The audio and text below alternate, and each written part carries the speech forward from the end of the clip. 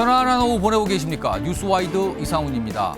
독대 논란으로 시작된 여당 내 갈등이 김건희 여사 사과 문제로 증폭되는 양상입니다. 신한계에서는 사과를 주장하고 있지만 친윤계는 수사도 끝나지 않았는데 무슨 사과냐며 반발하고 있습니다. 자, 그리고 여야 의원들이 잇따라 노태우 전 대통령 비자금 환수법을 발의하고 있습니다. 대법원 판단만 남겨둔 최태원 회장과 노소영 관장의 이혼 소송에 과연 어떤 영향을 미칠지 주목됩니다. 자, 이런 주제들과 함께 저는 1분 뒤에 돌아오겠습니다.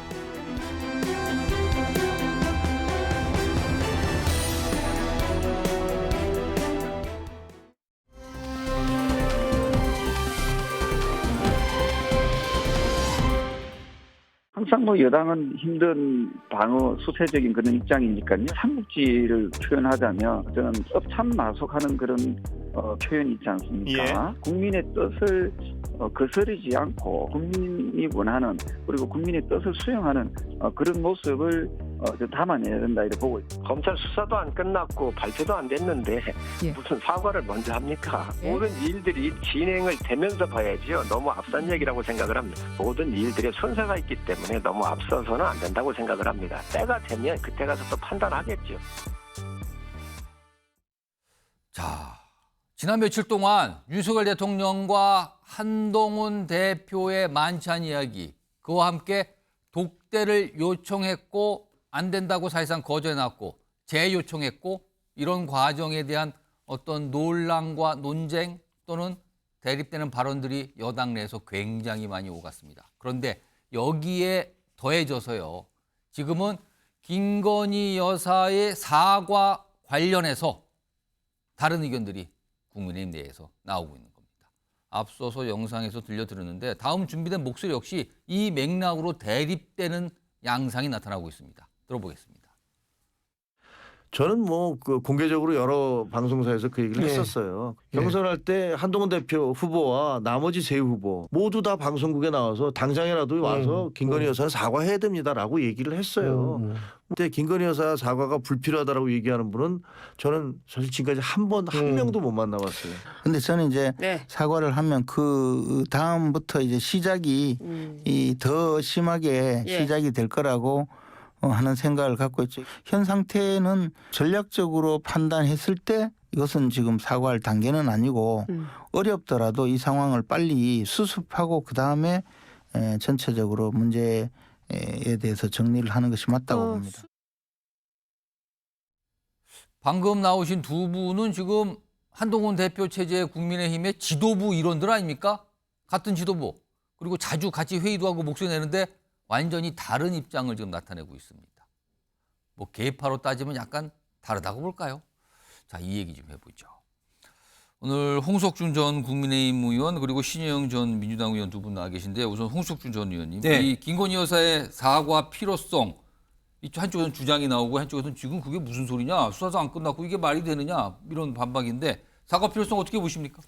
예, 저는 개인적으로 김건희 여사의 이번 이슈에 대해서는 어느 정도 시점에는 사과가 필요하다고 봅니다. 왜냐하면 이미 대통령께서도 실정법을 떠나서 부적절한 처신이라고 말씀도 하셨고 또 굉장히 좀 억울한 면이 있습니다. 친북 인사인 최재형 씨 어떤 몰카 공작에 빠져서 그런 어떤 그 퍼치백을 받은 어떤 그런 어떤 문제에 대해서 실정법적으로는 설사 기소가 되지 않고 문제가 없다 할지라도 그러나 그런 어떤 처신에 대해서는 사과할 저는 필요성이 있다고 보고 대통령께서 말씀하셨지만 이제 문제는 어느 시점이냐. 그리고 또 김재원 최고도 이야기한 것처럼 과연 그럼 사과로 그럼 이 문제가 봉합될 것이냐. 이런 어떤 점들 때문에 지금 대통령실에서도 좀 여러 고민이 많지 않을까 생각합니다. 시점, 필요성은 말씀하는데 시점은 어느 정도가 적합하다고 판단하시는 겁니까? 일단은 기본적으로 검찰의 어떤 기소 여부가 결정되고 난 다음에 그 이후에 적절한 어떤 시점에 대해서 대통령실에서 좀 고민하지 않을까 생각합니다. 신혜영 전 민주당 의원께서는 사과 필요성 어떻게 판단하세요? 지금으로서는 사과를 하고 싶어도 할 수 없는 상황이다. 왜냐하면 사과를 하고 나면 그 다음에 이슈가 터지고 또 다른 이슈가 터지면서 계속해서 사과를 해야 되는 딜레마가 생기는데 만약에 그렇다면 지금 시간에서 사과를 한다. 어디까지 사과를 할 것인가? 그러면 명품백 받은 것만 사과할 것인가? 예. 도이치모터스도 사과해야 될 것인가? 아. 양평 고속도는 이렇게 하면서 줄줄이 지금 고구마처럼 나오고 있는 상황이잖아요. 거기다가 지금 공청 개입에 대한 이슈들은 계속해서 언론에서 단독을 보도하고 있는 상황인데 그러면 사과를 할 때 명품백만 사과하면 나머지 것들은 사과 안 하냐? 라는 비판을 받을 수가 있고요. 또 사과를 광범위하게 했을 때 이제 수사에서 앞으로 새롭게 나올 정황들이 사과로 인해서 묻히게 될 겁니다. 그래서 사과를 하고 털고 싶은 마음은 국민의힘이나 예. 아니면 김 여사 쪽에서는 있을 수 있으나 예. 그 사과가 사과로서 끝나지 않는다는 걸 생각하면 예. 하고 싶어도 못하는 상황이 될 거라고 생각이 들고요. 오. 특히 우리 예전에 대선 후보 시절에 김 여사가 사과하지 않았습니까? 조용한 내조만 하겠다라고 약속을 예. 했는데 이번에 만약에 사과를 한다 그러면 그것보다는 더한 약속을 해야 될 텐데 아. 그러면 이제는 남은 기간 동안에 전혀 활보를 못 하실 텐데 김건희 여사는 활약을 하셔야 되는 성격이시잖아요. 여기저기 연락도 해야 되고 간섭도 해야 되고 또 윤석열 대통령한테도 상의를 해야 되는 그런 성격이시기 때문에 그 성정상 이번에 사과에 대한 메시지나 내용들을 담기에는 너무 어려운 숙제다. 그래서 진행을 하려고 하다가도 할 수 없는 딜레마에 빠질 것이다라는 생각이 듭니다. 민주당에 계신 분들은 사과 요구를 좀 이렇게 논의하시면 그런 말씀을 하시나요? 민주당에서는? 사과의 타이밍을 놓쳤다라는 얘기를 하는 거죠. 시기를 실제로. 놓쳤다. 예, 총선 전에 정말 한동훈 대표한테 메시지를 보낼 때 사과를 할까 말까. 그건 선거 직전이었기 때문에 이게 예. 선거에 긍정적인 영향을 미친다고 생각하지만 지금으로서는 이 타이밍에서 사과를 하면 또 사과하는 대로 또 이 공격이 들어올 수밖에 없는 그 딜레마가 분명히 있을 텐데 예. 이 사과의 이슈는 결국에는 국민의힘 내에서의 한동훈 측과 그리고 윤석열 친윤 측의 그런 여러 가지 아킬레스 건으로서 계속 공방은 되겠지만 정리하기는 어려울 것이다라는 예측 정도는 할 수가 있는 상황입니다. 그렇다면 오늘 나오신 두 분 전직의원 말씀을 종합해 보면은 민주당은 막상 뭐 시기 다 지났는데요. 사과에 대해서 큰 관심이 없는 것 같은데 여당 내에서 큰 논쟁 대상으로 떠오르는 이런 상황이 되는 겁니까 지금요? 다음 준비된 목소리는요. 대통령실 참모 출신으로 지금은 현역 의원으로 계시죠. 뭔가 얘기를 하는데요. 여기에 보면은 여러 가지 의미 부여를 좀 했습니다. 지금 상황에 대한 진단도 좀 있습니다. 들어보시죠. 계속 영부인을 공격을 해도 됩니다. 예. 움직이기만 하면 공격을 해요. 예. 그러면 그런 영부인이 공격당하는 것이 누가 공격당하는 걸까요? 대통령과 영부인이 그래도 우리나라 대한민국의 어떤 여러 가지 정체성의 일부분을 상징하고 있는데 그것을 깎아내리는 것이고 결국은 그것은 국민을 공격하는 거예요. 이런 입장. 아마 대통령실의 입장과 가깝다고 봐야겠죠? 지금 전직 대통령실 참모 출신이니까요. 수석을 지내셨는데. 다음 내용은 대통령실 관계자 익명을 통해서 언론의 어떤 생각, 어떤 판단을 좀 보였습니다. 이 내용인데 뭐 대통령실 관계자 이렇게 돼 있죠. 민주당 프레임에 말려 같이 덩달아 춤출 필요가 없다. 그러니까 사과와 관련돼서 이렇게 입장이 나오네요. 그러니까 민주당 프레임에 말리는 거다. 사과하면 그 다음은 진정성이 없다면서 또 다른 요구를 해올 거 아니냐. 그러니까 이게 한도 끝도 없다. 약간 이런 판단 같은데요. 최경철 매일신문 편집위원 나와 계신데요. 야당이 사과로 만족하겠는가? 진정성이 없다고 또 얘기할 거 아니냐. 이 판단을 어떻게 보십니까?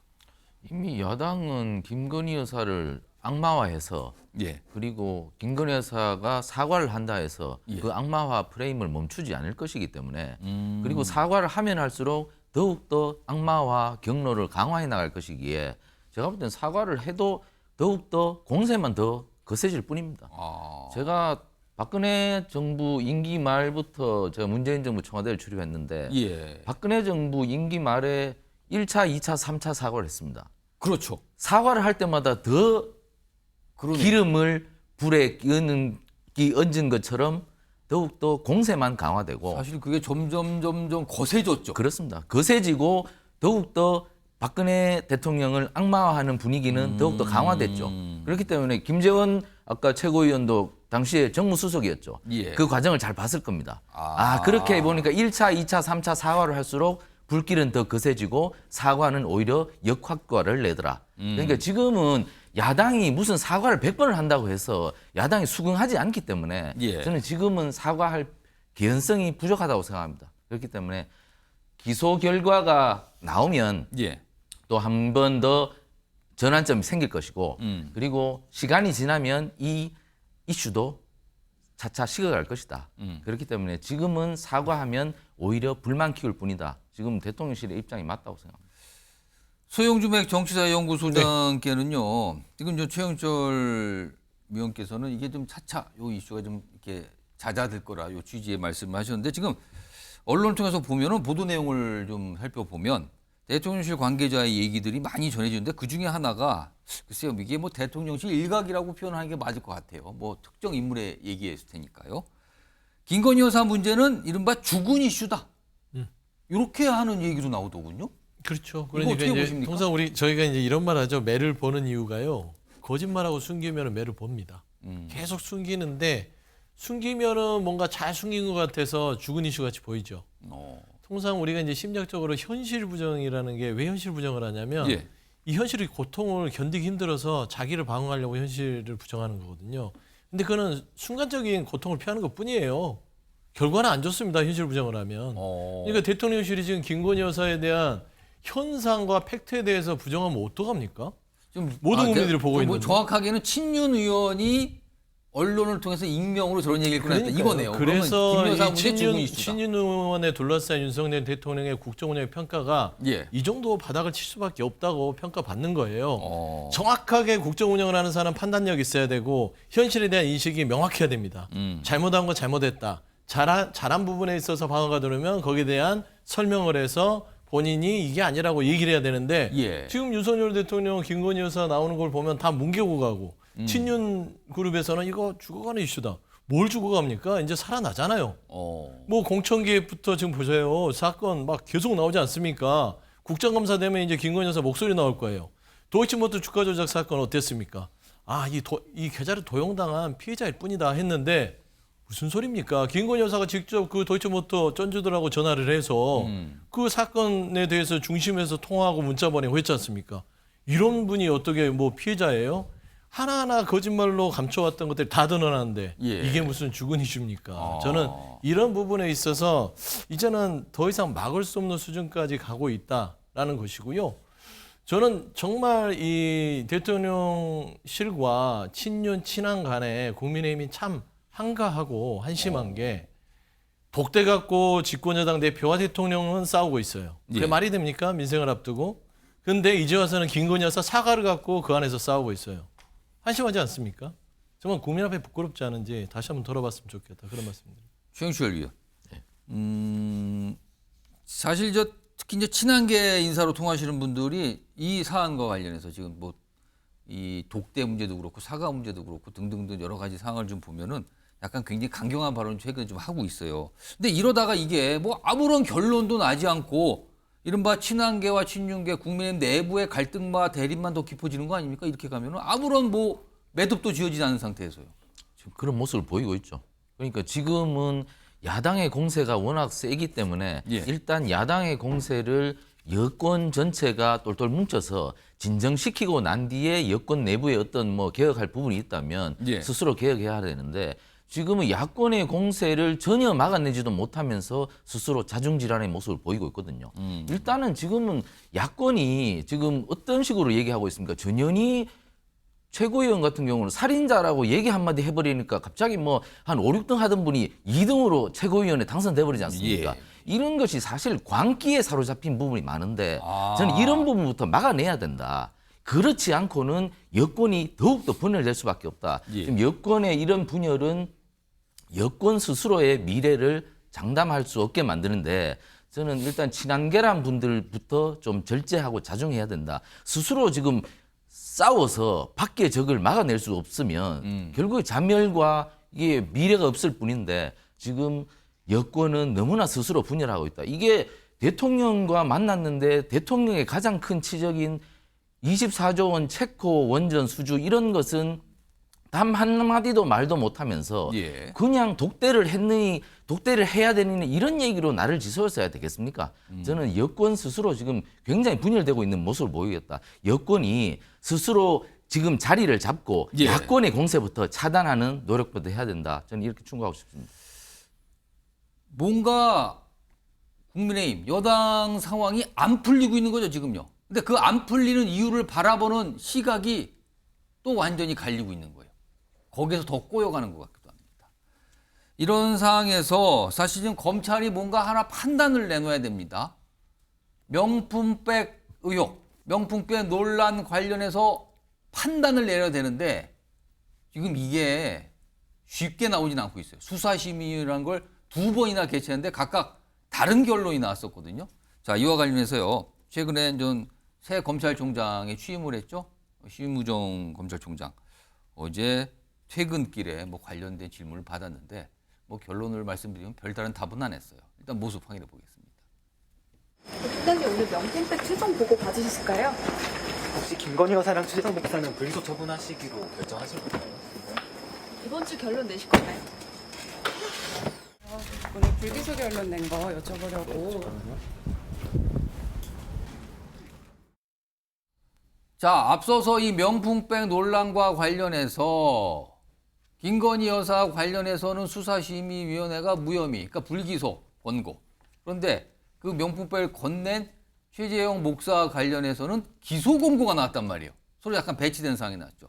이런 상황에서 서울중앙지검이 어제요 검찰총장에게 최종 수사 결과를 보고를 했다는 얘기가 있는데 화면 좀 보겠습니다.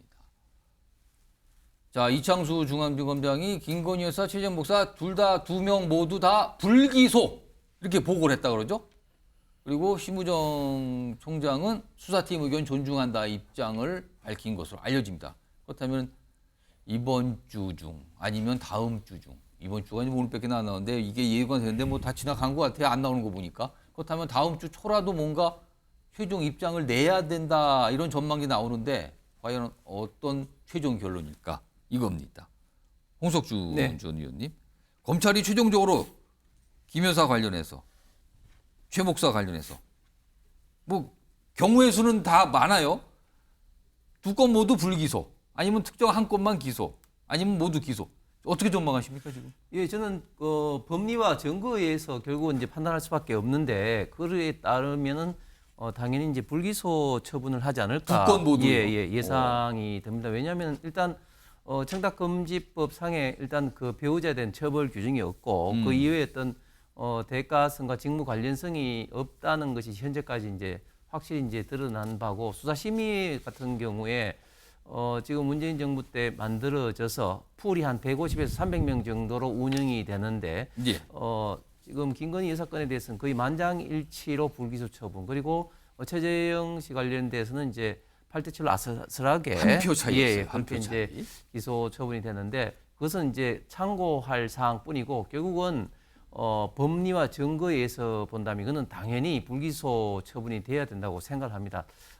지금 이런 어떤 일을 할 때일수록 더더욱 검찰이 좀 중심을 잡고 법리와 증거에 의해서만 판단을 해야 되지 자꾸 이제 어떤 국민의 어떤 여론에 좀 신경을 쓰다 보면 이게 인민재판식 어떤 우려가 있기 때문에 더더욱 우리 그 대한민국의 그 법치주의를 위해서 안정성을 위해서는 더더욱 어떤 중심을 잡고 법리와 증거에서 판단을 해야 된다고 봅니다. 한 가지 정말 아쉬운 건 뭐냐면 이원석 총장 때 너무나 이 사건에 대해서 시간을 끌다가 특히 마지막까지 동일 사안에 대해서 수사심의위원회를 2개를 이렇게 붙이는 것은 각각 열렸어요. 예, 이거는 사실 도저히 있을 수 없는 일이죠. 왜냐하면 수사심의위원회라는 게 할 때마다 그 멤버 구성이 달라지기 때문에 그렇습니다. 이렇게 조금 이율 배반적인 어떤 결정이 일어날 개연성이 있는 사실인데 왜 동일한 사안에 이렇게 수사심의위원회를 2개를 이렇게 붙였는지 마지막 퇴임할 때까지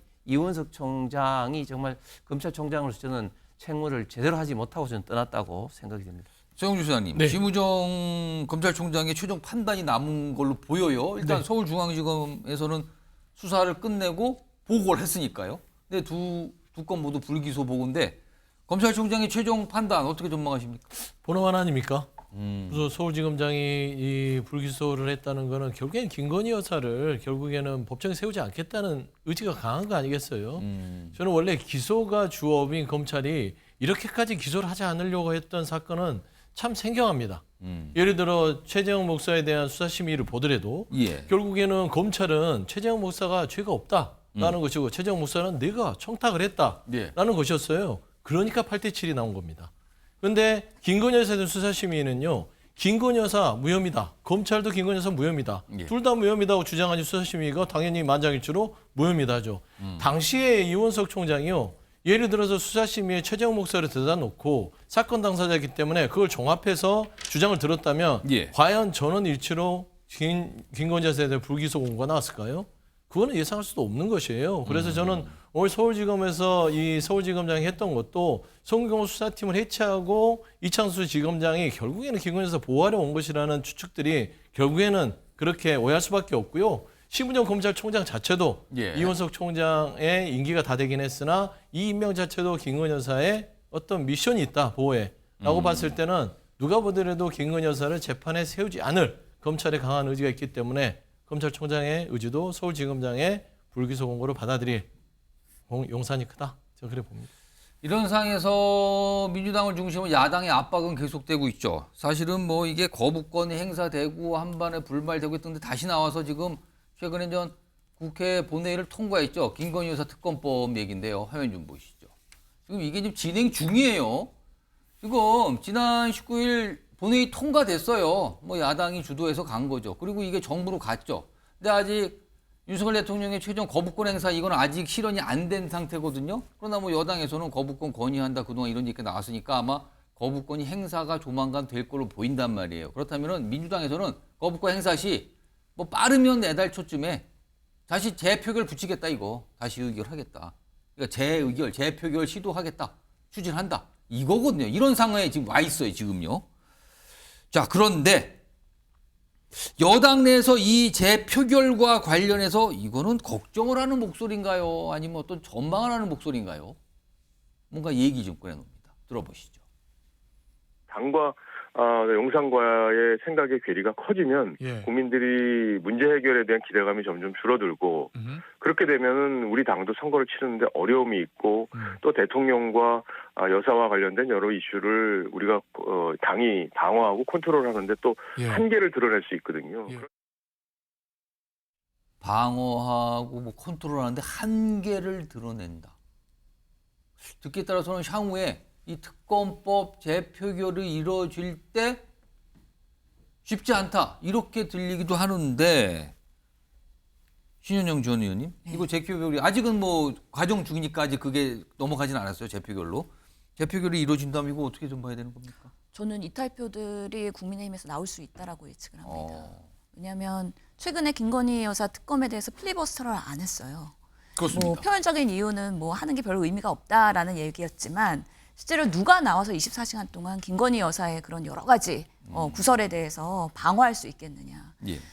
그래도 국회의원이라면 국민을 대표하는 사람이기 때문에 본인이 생각할 때 양심적으로 불합리화된 부분에 대해서 거짓말을 하면서까지 이렇게 방어를 하는 거는 부적절한 행위라는 거를 다들 개인적으로는 알고 있습니다. 그렇기 때문에 이런 부분에 있어서 적극적으로 나서서 표면적으로 김건희 여사를 방어할 수 없는 또 국민의힘의 딜레마가 있는 거고 최근에 공천 개입에 관련해서도 언제 또 어떤 자료들이 단독으로 터질지 모르는 여러 가지 그런 아킬레스건들이 도사리고 있는 상황에서 국민의힘도 지금으로서는 김건희 여사의 그런 부적절한 여러 가지 활보에 대해서는 인지를 하고 있는 거거든요. 그러면 어떤 방식으로 이것을 끊어내야 될 것인가에 대한 고민을 정치적으로 할 수밖에 없다. 그리고 최근에 또 여론조사에서도 국민의 많은 상당수가 또 이런 것들은 문제가 있다. 특검이 필요하다라는 메시지도 있고 특히 한동훈 체제의 국민의힘의 전당대회는 국민들 다수가 그렇게 지지했던 거는 최상병 특검에 대해서도 새로운 얘기를 한 거잖아요. 특검이 필요하다. 필요하면 받겠다. 이런 모습을 김건희 여사에서는 왜 못 보여주는가. 예. 여당이 그런 변화 쇄신의 목소리를 냈을 때 지지도가 올라갈 수 있기 때문에 친한계를 중심으로 해서 이 김건희 여사의 그런 이슈들에 대해서는 국정감사 때도 수많은 본물 떠시 터지는 이런 문제들에 대해서 우리가 그냥 맞고만 있기는 어렵다라는 판단을 할 수 있을 거다. 아마 무기명 투표를 하면 이탈표들이 꽤 나올 수도 있다라는 예상을 해봅니다. 최영철 의원은 국민의힘 내부에서 이탈표 가능성 어떻게 판단하세요 지금? 최근에 주경 원내대표를 만났는데 예. 당 내부의 분위기는 뭐 원팀으로 지금 야당의 공세를 막아내고 예. 그리고 전국을 정면으로 돌파하자 이런 기류가 강하답니다. 그렇기 때문에 뭐 지금 방송에 나가서 저런 식으로 말씀을 하시지만 예. 막상 국회 본회의장에 가서 표결을 반대표를 던지기가 어렵습니다. 사실 여당 의원들이 특히 여당 의원들이 야당하고 달라서 독자적인 목소리를 내는 그런 기류는 보수정당에서는 사실상 찾아보기 힘들거든요. 예. 그러니까 목소리가 저런 식으로 나오지만 막상 본회의장에서 막상 가서 뭐 이렇게 좀 찬반을 쓰라고 그렇습니다. 하면 그 표결은 이탈표는 없을 것이다. 특히 김건희 여사 특검법에 대해서는 예. 이탈표가 없을 것이다. 뭐 지금 안철수 의원은 최상병 특검법은 자신도 찬성하겠다고 하지 않습니까? 그런 부분 안철수 의원 정도 나오겠지만 김건희 여사 특검법은 야당의 정치 공세임이 분명하기 때문에 예. 여당 의원들이 그렇게 이탈하는 가능성은 매우 적을 것이다. 뭐 심지어 한동훈 대표는 최상병 특검법 하자고 해서 자신이 정책위 의장까지 바꿔가면서 예. 목소리를 높였지만 김상원 정책위 의장마저도 최상병 특검법에 대해서는 부정적이거든요. 그러니까 지금 여당 기류는 이탈표를 상상하기는 어렵다. 그렇기 때문에 여당이 이번에 표결에서 야당에 동조하는 그러한 기류는 만들어내지 않을 것이다. 이렇게 예상합니다. 다음 주로 넘어가도 국회 상황은 굉장히 좀 분주하고 만만치 않게 보일 수 있을 것 같기도 하네요. 이렇게 좀 전망을 할 수 있을 것 같습니다.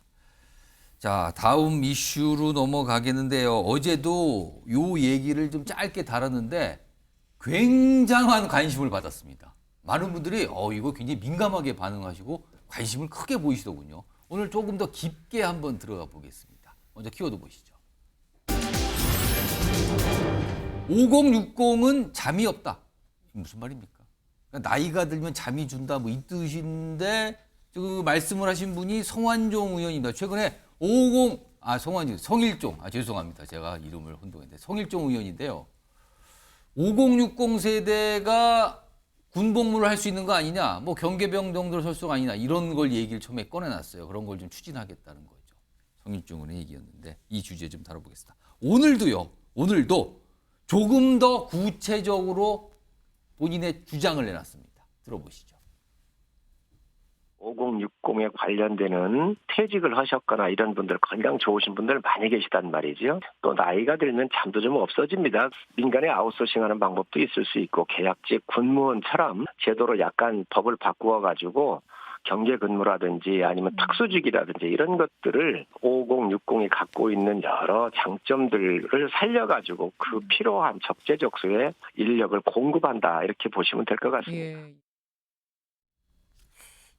나이 들면 잠이 부족한다는 얘기잖아요. 일단 근거 중에 하나로 되는데 오늘 신윤영 의원님은 가정의학과 전문의시니까 아마 이런 걸 다루시는 의사시니까 제가 질문을 안 드릴 수가 없습니다. 5060의 희망, 그러니까 이른바 뭐 따지면 희망군 복무예요. 뭐 재입대라는 표현도 있긴 하지만 근데 그거 중에 하나가 나이가 들면 5060은 잠이 없어져서 장점이 있다. 뭐 경계 근무석이 좋다 이런 건데 의사로서 어떻게 판단하십니까 이거? 아니 의학적으로 봤을 때 이제 5060은 예. 노인이 아니에요. 예, 아직은 젊으시고요. 이제는 노인의 개념을 좀 바꾸긴 해야 되는데 우리가 보통은 65세 기준으로 하긴 하지만 정말 70대 후반으로 해야 되지 않을까 할 정도로 건강 노화가 많이 좋아진 상황에서 우선은 그래도 노인이 되면은 이제 일찍 깨어나시기 때문에 잠이 없다라고 일반적으로 인식이 되긴 하는데 예. 물론 생체에 리듬 변화가 생깁니다. 노화가 되면서 그러면 멜라토닌 호르몬이 정상적으로 밤에는 분비가 돼야 되는데 줄어들다 보면은 이게 잠이 좀 줄어요. 그 노화 현상입니까? 예. 그래서 일찍 자고 일찍 깨어나는 현상들이 빈번하게 발생을 하는데 예. 그것은 수면의 질이 약해졌다는 겁니다. 안 좋아졌다는 거기 때문에 깊은 잠을 못 자고 얕은 잠을 자게 되고 결국에는 피로가 누적되면 낮에 그래서 낮잠 자시는 노인분들도 꽤 나이 상당히 든 분이 있습니다. 낮에 이렇게 약간 조는 모습은 그래서 나타나는 겁니까? 예, 그렇기 때문에 이게 노인이 되면은 불면증이 많이 생기는데요. 예. 이거는 극복해야 되고 원인을 해결해야 되는 부분인 거지 자연스러운 노하우이기 때문에 잠이 줄어들어서 일을 해야 된다라는 논리로 갈 수 없다라는 말씀을 드립니다. 그러면은 제가 하나 더 질문드리면 지금 성일종 의원이 뭐 예를 들어서 꼭 50대, 60대가 아니라 뭐 40대부터 해서 약간 나이가 좀 드신 분들도 뭐 입대를 다시 해서 군복무 정도 할 수 있는 거 아니냐 이 주장인 거예요. 왜냐하면 병력 자원이 부족하니까 5060 세대를 체력적인 측면에서 군복무할 수 있는 체력이 된다고 보십니까? 제가 군대를 직접 가지 않았기 때문에 어느 강도로 훈련을 받고 이제 보초를 서야 되고 그런지에 대한 그런 감각은 없지만 그럼에도 불구하고 이제 사회적으로 봤을 때 그리고 우리 그 인체 그런 의학적으로 봤을 때 뭔가 중등도 강도가 아닌 가벼운 경도의 강도의 그런 일들이라고 한다면 파트타임이나 이런 부분에 있어서는 우리 어르신들이 사회적으로 활동하는 거에 대해서는 긍정적인 분명히 사회적으로 있다.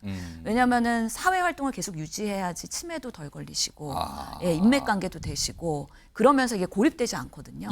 그러면서 이제 수익도 일부 창출할 수 있는 거기 때문에 제가 보건복지 상임위에서는 어떻게 하면 노인 일자리를 많이 창출할 것인가 이런 방안에 대해서 여야가 공방도 하고 하긴 했지만 그것이 군대 병력으로 적절한가에 대해서 다시 한번 검증은 해볼 필요가 있다.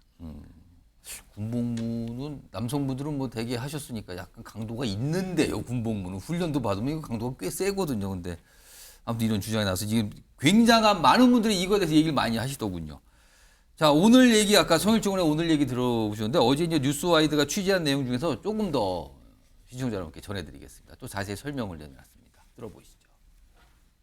나이가 50대 이렇게 또 60 초반에 계신 분들이 건강이 좋은 분들이 많아요.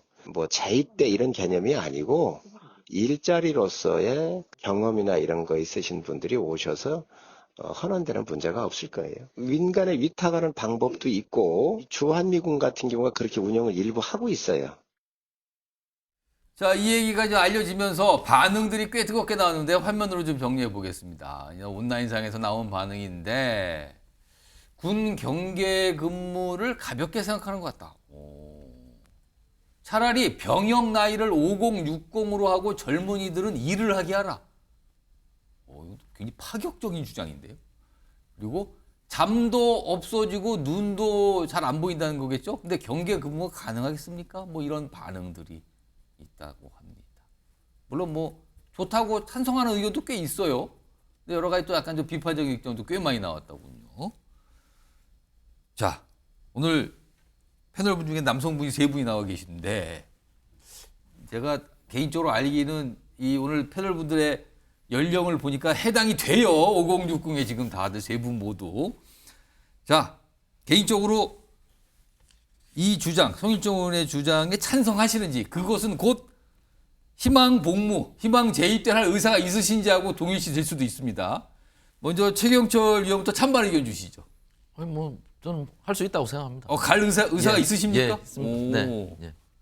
근거가 뭡니까? 이유가? 아니 제가 그 지난 4월 말에 그 해병 1사단장하고 점심을 먹었어요. 그 해병 1사단은 임성근 사단장 때문에 유명한 거기인데 지금은 주일석 사단장이 지금 사단장으로 계신데 그때 점심을 먹으면서 나왔던 얘기가 이 얘기였습니다.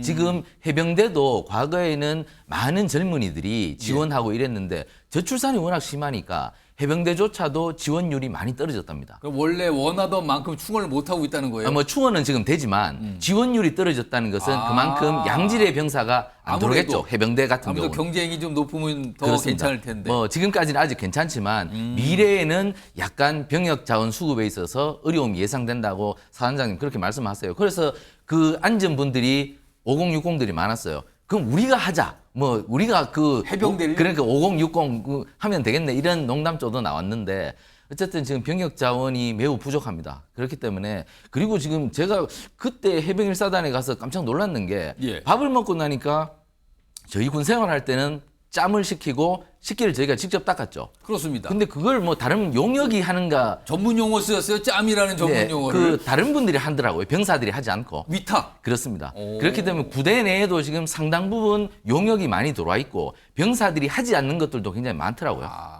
그러니까 5060의 병역 자원으로 활용하는 것을 이제 전향적으로 검토해 볼 필요가 있다.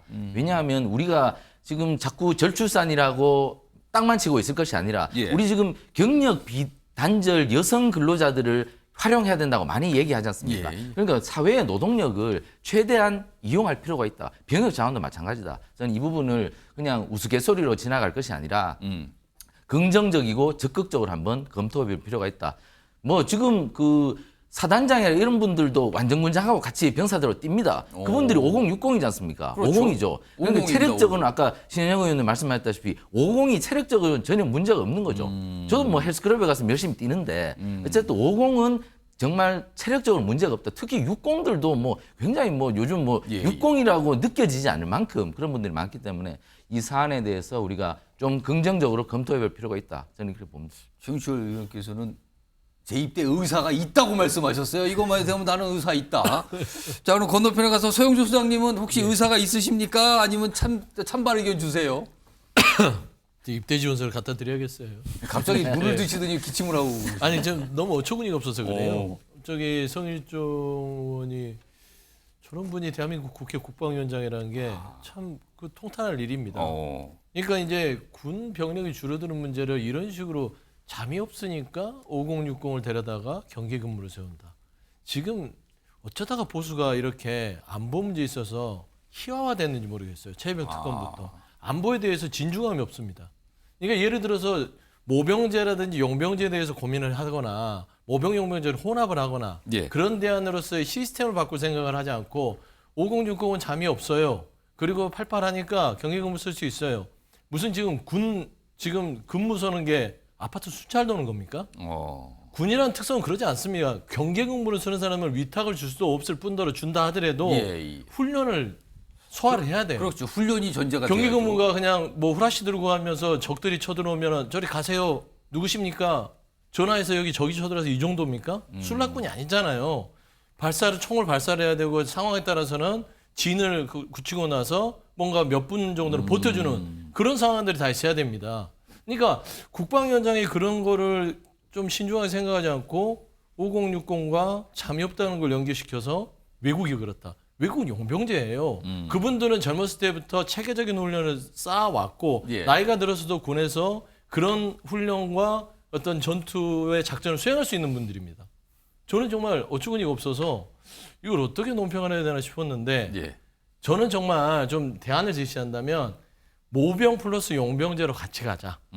그래서 과연 일자리 부분도 5060 이 부분에 뭐 40대까지 재입대 의사를 하는데 이게 직업적으로 용병을 할 수 있다면 테스트를 통해서 채용을 해서 투입을 할 수 있어요. 무슨 잠이 없다고 5060이에요. 잠이 없으면 7080을 하시죠. 차라리. 그렇지 않습니까? 두 분 들어봤는데 찬성과 이거 말도 안 된다라는 두 의견 나왔습니다. 자, 홍석준 전 의원님은 찬반 의견 어떻게 갖고 계십니까? 저는 당연히 찬성이고 이 문제는 제가 볼 때는 선택의 문제가 아니라 어떻게 보면은 우리 숙명입니다. 지금 국가 안보를 위해서 지금 현재 군이 필요한데 우리가 오랫동안 6회공군 60만을 유지를 했는데 지금은 50만이 간당간당합니다. 전방에 많은 지금 사단이 지금 폐지가 되고 전방 훈련소도 지금 폐지가 되고 있습니다. 그러면 이런 어떤 저출생으로 인한 어떤 군의 어떤 그 규모의 위축은 앞으로 더 가속화될 텐데 그러면 이런 상황에서 그러면 대안은 무엇이냐? 크게 보면은 지금 또 이제 여성 어떤 징병제 이야기도 나오고 있죠. 그리고 특히 또 미군 같은 경우도 미국도 미군사 상원위원회에서 이 이야기가 나옵니다.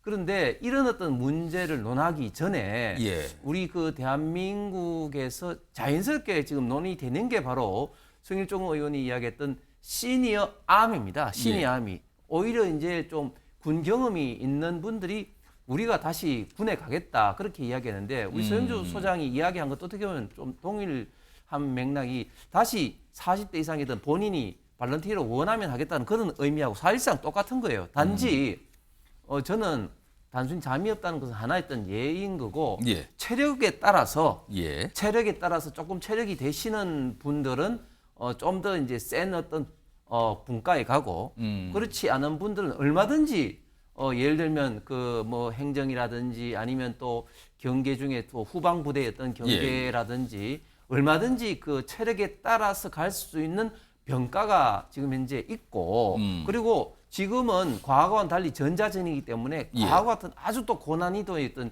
체력보다는 그 노하우가 더 중요한 어떤 군대 시스템입니다. 그렇기 때문에 저는 이 문제는 우리 대한민국의 안보를 위해서 지금 굉장히 이제는 필수적으로 검토를 해야만 하는 이슈라고 생각합니다. 이걸 저 성일종 의원의 얘기를 들어보면 약간 일자리 창출의 측면에서도 약간 설명하던데 이건 좀 어떻게 봐야 됩니까? 저는 뭐 일자리 창출은 그 이후에 어떻게 보면은 좀 발생된 어떤 부가적인 어떤 효과라고 생각하고 지금은 안보를 위해서 먼저 어떻게 우리가 대안을 병력장을 대안을 마련하느냐 이 문제가 지금 더 시급한 문제인 것 같습니다. 지금 이 얘기가 나오면서 이제 외국 사례는 어떤가 이런 게 궁금하잖아요. 그래서 뭐 많은 분 찾아보시는데 대표적으로 지금 우크라이나 지금 전쟁 상태잖아요. 전시인데 어떻게 보면 약간 비슷한 상황이 있는 것 같아요. 화면을 좀 보겠습니다. 지금 전쟁이 안 끝나고 있죠. 그리고 중년병들이 있대요. 근데 굉장히 지금 지쳐 있다면 여기 현재 우크라이나군의 평균 연령이 약 43, 평균이 43이에요. 이렇다면 이건 그 이상도 많다는 소리인데 그리고 가족을 지키려 최전방 자원을 해서 2년간 분투하는 경우가 굉장히 많다. 여기 보면 50세 병사와 55세 병사 여기 50세대 입대했네요. 여기가. 이런 얘기합니다. 전쟁 첫날에 입대했는데 이제는 더 이상 견디지 못할 거다. 지쳤다는 거네요. 그리고 밑에 있습니다. 55세입니다. 이름이 올렉산드로 아바네소프. 20살짜리 애들이 싸우는 것 보고 싶지 않다. 그래서 내가 들어왔다. 또 이런 사례가 있는데. 근데 이거 홍석춘 의원님. 네. 직접적으로 우리하고 비교하기 어려운 게 여긴 전시 아닙니까? 완전 비상 상황이라서 군이 부족하니까 지금 당장 전쟁을 해야 되니까 나이를 따지지 않고 징집하고 많이 자원 받고 이런 상태 아닙니까? 그렇습니다. 지금 우크라이나 지금 전체 인구가 한 4천만이 좀 안 됩니다. 그에 반해서 러시아가 한 1억 5천이 되거든요. 그런 면에서 절대적으로 인구라든지 병력 자원이 부족함에도 불구하고 우크라이나가 저렇게 버티고 있는 이유는 전 국민이 저렇게 자발적으로 지금 이제 참여를 지금 하고 있고. 아까 사례가 50세, 55세 이렇게 나옵니다, 지금. 예. 그리고 또 뭐 그 서방의 또 지원도 있지만 우크라이나 자체적으로 보면 드론이라든지 어떻게 보면 지금 최첨단 무기를 자체 개발한 그런 어떤 저력으로 지금 맞서 싸우고 있는데 일단 우크라이나 같은 경우는 오히려 지금 이제 젊은 이들은 공부라든지 좀 일하게 하게끔 하고 오히려 장년층이 저렇게 나가서 전장에서 직접 전투를 벌이고 있습니다. 우리 지금 대한민국은 세계에서 지금 유일한 어떤 분단 국가로 국가 안보 면에서는 다른 어떤 나라보다도 좀 중요하게 봐야 되는데 이런 어떤 측면에서도 장년층의 군 입대 이 문제는 저희가 우크라이나를 굉장히 좀 참고할 필요가 있다고 생각합니다. 근데 저기 우크라이나 얘기는 좀 과한 비교입니다. 전시잖아요. 전시죠. 대한민국도 전시에는 향토해병군이 있습니다. 수많은 수십만에 그리고 뭐 민방위도 투입될 수 있는 거기 때문에 우크라이나를 비교한다는 것은 좀 맞지 않고요. 사실 지금 굉장히 좀 약간 극단적인 상황에 처한 나라의 사례라고 할 수 있어요. 그렇다고 볼 수 있고 좀 어떤 이 그 병력이 줄어드는 수, 인구 감소와도 좀 연계가 돼 있긴 하지만 결국엔 최첨단 현대화 장비를 통해서 결국엔 전쟁이 보병전이 아니라 공중전과 여러 가지의 전자장비를 통해서 하는 그쪽으로 현대화하는 방안을 첫 번째 가거나 아니면 두 번째 그게 부족하면 용병제를 쓸 수밖에 없습니다. 그게 플러스 외국 용병까지도 가능한 것이죠. 그러니까 이런 부분들을 좀 합리적이고 누가 들어도 끄덕이게 해야 되는데 지금 성일종 국방위원장 하는 말은 재입대예요. 사실상 오해할 수 있는 게. 그다음에 50, 60을 겨냥했어요. 그러니까 좀 이게 희화화되는 느낌이에요. 안보에 대해서. 저는 그게 좀 어처구니가 없다는 지적을 할 수밖에 없습니다. 딱 한마디만 좀 반론을 하면은 지금도 사실은 우리가 징병제와 어떻게 보면 모병제를 혼합하고 있죠. 예를 들면 징병제는 일반 병이고 모병제는 하사관 내지는 어떤 장교 이상은 어떻게 보면 이제 그렇죠. 본인들이 원해서 이제 희망이 일단 커야 되는 거죠. 그래서 우리가 이제 국민개병제의 원칙에서 이제 모든 일정 나이 이상의 어떤 남성은 이제 의무적으로 이제 국방의 의무를 지고 있는데, 근데 과연 일반 병에까지 모병을 허용했을 때는 우리 국민의 어떤 정서상 그러면 누가 그러면 군대를 가겠느냐? 이게 혹시라도 또 소득계층에 따른 어떤 그렇습니다. 이거는 문제. 굉장히 국민들 간의 어떤 위화감을 조성할 뿐만 아니라 굉장히 어떤 징병제의 어떤 건강을 흔들기 때문에 일반 병에 대한 어떤 그런 것은 굉장히 좀 위험한 발상입니다. 그러니까 이런 말씀처럼 좀 숙고를 해야 되는 거예요. 말해서 모병과 징병이 있는데 결국에는 이런 그 모병제 부분들을 부인할 수 있는 상황이 올 수 있기 때문에 그 징병제가 좀 어려울 수 있다. 라고 하면서 최소한 그러면 하사관들의 수를 더 늘려서 따지보면 모병제지만 하사관은 전투병으로도 갈 수 있는 그런 직종이에요. 그러니까 그런 좀 디테일을 좀 추구하면서 얘기를 해야죠. 국방위원장이잖아요. 알겠습니다. 뭡니까 지금? 그걸 다 배경으로 해서 하신 말씀이죠. 무슨 소리예요? 잠이 없어서 지금. 확실히 대단히 논쟁적 이슈예요 지금요. 지금 뭐 계속 공방을 주고 가신데 여기서 잠깐 같은 맥락인데요. 지금 사실 정치권 일각에서는 여성 국무부 주장하신 분까지 있어요. 대표적으로 이준석 의원인데 물론 한정을 했죠. 그래서 약간 여성 희망 복무라고. 그래서 예를 들어서 경찰직, 소방직, 교정직 이런 직종의 공무원이 되고자 희망하시는 여성분도 군 복무를 하세요. 끝난 뒤에 지원할 수 있습니다. 이런 걸 제도화하겠다는 주장이 나오는 거죠. 여성 희망 복무인데 오늘 패널분 중에 유일한 여성분이 신현 의원께 질문을 드려야 되는데 이거 어떻게 판단하십니까? 이거는 명확하게 여성들이 원하지 않는 거를 강제로 할 수는 없다. 아무리 희망 복무를 하더라도요. 법률 개정으로 가야 되고요. 국민 합의가 있어야 됩니다. 그렇기 때문에 여성의 희망 복무를 결국에는 이게 지금까지는 군 장교나 이런 걸로 가는 게 아니라 일반 병사로 근무하게 된다는 시스템이거든요. 그렇죠. 이거 일반 그 남성들처럼 일반 사병으로 근무하게 되는 거예요. 그 개념 자체가 여성들이 봤을 때는 여성도 군 복무에 참여하면서 성차별을 해소하려고 하는 거 아니야? 라는 거에 대한 거부 반응이 우선 있는 거고요. 오히려 이런 시스템이 만들어지기 때문에 여성들이 그걸 쉽게 허용할 수도 없고 오히려 가임기 여성들 지금 임신과 출산에 어려움을 겪고 있는 여러 시기에 있어서 군 입대까지 하나의 또 고려 대상으로 된다면 오히려 국가적으로는 더 마이너스인 요소가 분명히 있다라는 겁니다. 그래서 이 제도권 안에 병역에 대한 의미를 왜 여성을 끌어들이느냐 이거에 대한 상당한 불편함이 있어서 이 희망 복무를 얘기하는 것조차도 뭐 지금까지는 이 군입대 얘기하고 군복무 얘기하면 군 가산제가 사회적으로 남녀 차별이다라는 여성계의 그런 비판에 뭔가 이거를 해소하기 위한 눈 가리고 아웅하는 식으로의 대안 아니냐 받아들일 수 없다. 결국에는 여성 남성의 이대남 이대녀의 갈라치기로 갈 수밖에 없기 때문에 지금 이 상황에서 또 노인 얘기 나오다가 여성 얘기 나온다? 그러면 우리 사회가 더 혼란에 빠질 수밖에 없다. 해결은 안 될 것 같다라는 생각이 듭니다. 이 주장의 대표적인 정치인이 이준석 의원이죠. 뭐 계속 얘기를 하고 있어요. 이런 가운데 아까 5060 경계병 뭐 이거잖아요. 저 성일종 의원의 그 주장의 골지는 그 요지는. 근데 이거에 대해서 약간 대안 같은 어떤 아이디어나 의견을 주신 분이 있어요. 목소리 들어보겠습니다. 효율성이 있는 거는 한 30대, 40대 중에 기술 전문군으로서 통신대대나 아니면 이제 기갑병 이런 쪽에 실전에 투입할 수 있는 부분은 좀 도움이 되지 않겠나. 그러나 5, 60대 되신 분들에게 아무리 열기가 뜨겁다고 해서 후방부대를 군인으로서 임무를 부여하는 건 옳지 않다. 알겠습니다. 최영철 의원께서는 3040세 전문 특기병 양성이 더 낫다 차라리. 어떻게 판단하십니까? 뭐 3040 전문 특기병 그리고 5060 경계병 모두가 열어놓고 고민해야 된다. 이게 북한도 마찬가지랍니다. 북한도 지금 우리가 해병이 워낙 강하니까 해병의 상륙 작전을 두려워해서 해안에 엄청나게 많은 경계병을 두고 있대요. 근데 해병이 때가 무서워서 해안에 경계병을 그렇게 많이 두면 당장 병력이 너무나 많이 써야 되고 그리고 그들에게 주어져야 할 뭐 식량이나 피복 이런 부담도 커지기 때문에 북한도 지금 이 병력 유지를 어떻게 해야 될지 북한은 사실 저출상이거든요.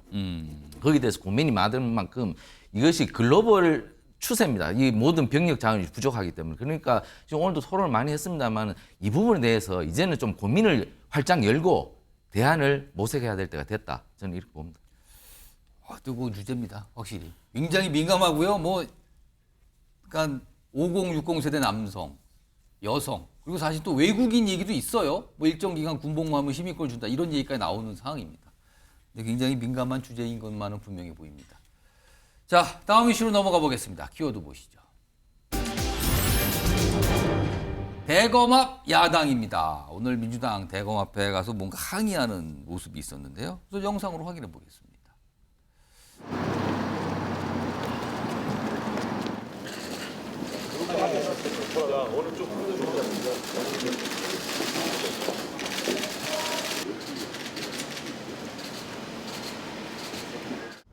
윤석열 검찰의 야당 탄압은 금도를 넘어 광기 어린 죽음의 급판이 되고 있습니다. 집착을 넘어 스토킹에 가까운 비인권적 불법 수사입니다. 칠순 노인의 7년 전 핸드폰까지 압수하며 광기의 끝을 보여주고 있습니다. 심우정 검찰총장에게 요구합니다. 문재인 전 대통령에 대한 불법 수사를 즉각 중단하고 수사팀에 대한 감찰에 착수하십시오. 이런 한 가지 모습이 있었고요. 오늘 문재인 전 대통령의 이른바 사위 채용 의혹이죠. 이와 관련해서 전 청와대 행정관 조사가 있었어요. 화면 좀 보겠습니다.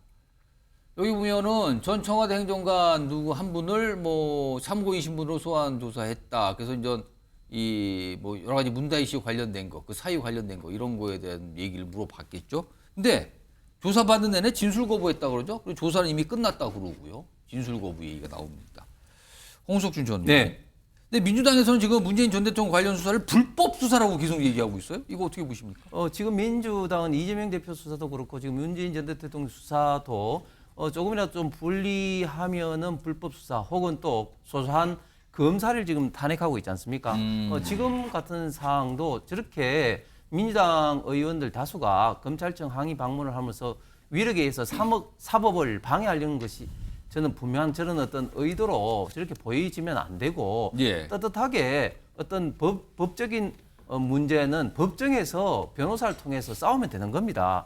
지금 전 민정수석실에 있었던 저 행정관 같은 경우는 문다혜 씨 부부 태국 이주를 도왔느냐 그리고 사위의 불법 취업 타이 이스타젯 관련해서 공판정 정인으로까지 인정된 가장 핵심 어떤 참고인으로 불려서 이제 수사를 하려고 한 사항에 대해서도 저렇게 국회의원들이 가서 검찰을 압박을 하는 모습들은 오히려 정말 어떻게 보면 도둑이 제발 저린다는 식의 어떤 그런 모습만 보이는 것이 아닌가. 그리고 너무 저렇게 사법을 방해하는 어떤 민주당의 최근의 좀 행태가 저는 국민들이 보기에도 좀 도가 지나치게 인식이 될 것으로 보입니다.